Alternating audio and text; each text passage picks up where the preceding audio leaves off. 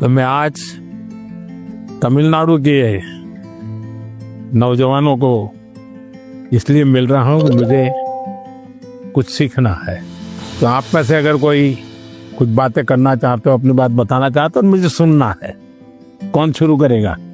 छवि जैन है मेरा नाम। मुझे स्टार्टअप करना है, तो मुझे किन किन विषय की जानकारी चाहिए और एजुकेशनल लेवल पे मुझे क्या करना होगा जिससे मुझे स्टार्टअप के लिए मदद मिल सके। आपकी बात एकदम सही है। मैं भी आजकल जब भी किसी नौजवान से मिलता हूँ तो तुरंत कहते हैं स्टार्टअप। पहले आपका ध्यान इस बात पे होना चाहिए कि आप क्या करना चाहते हैं। कुछ स्टार्टअप ऐसे हैं जो सिर्फ टेक्नोलॉजी में इनोवेशन करना चाहते हैं। किसी को लगता है मैं ड्रोन बनाऊं, किसी को लगता है कि मैं घर में बिजली की व्यवस्था ऐसी खड़ी कर दूं।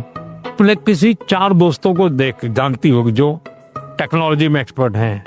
एक आध दोस्त है फाइनेंस में एक्सपर्ट है। चलो 4 लोगों की टोली बना दे, साइड में अपन स्टार्टअप शुरू करते हैं। जरूर नहीं कोई स्टार्टअप के लिए कोई 25 साल की उम्र चाहिए। आप कभी भी शुरू कर सकते हैं। छोटे छोटे स्टार्टअप से भी काम शुरू हो सकता है।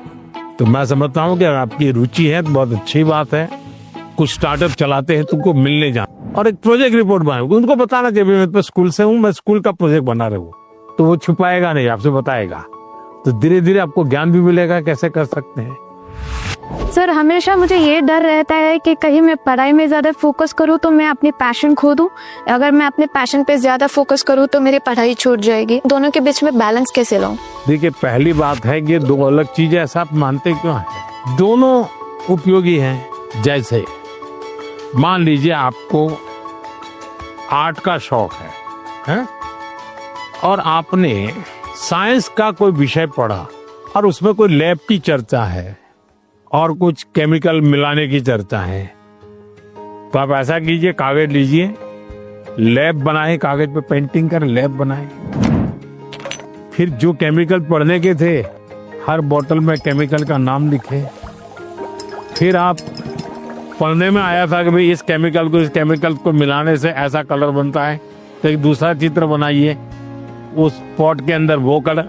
तो आपको चित्र का काम भी हो गया और आपको वो लेसन भी याद हो गया। यानी एक साथ दोनों चीजें बहुत अच्छी तरह से आप कर सकते हैं। आपके थकान को उतरने के लिए भी एक प्रकार से आपके पास जो कला है, क्राफ्ट की, जो कुछ भी आपकी सीखने की इच्छा है, वो आपको मदद कर सकती है। डेली या सप्ताह में 2 दिन आधा घंटा इसके लिए दो। समाज जीवन में जिसकी जरूरत है वो शिक्षा तो करनी है, लेकिन जो व्यक्ति के जीवन में उपयोगी है वो आप इससे कर सकती है। हमारा देश भी 2047 में डेवलप्ड राष्ट्रों के साथ एक होने वाला है।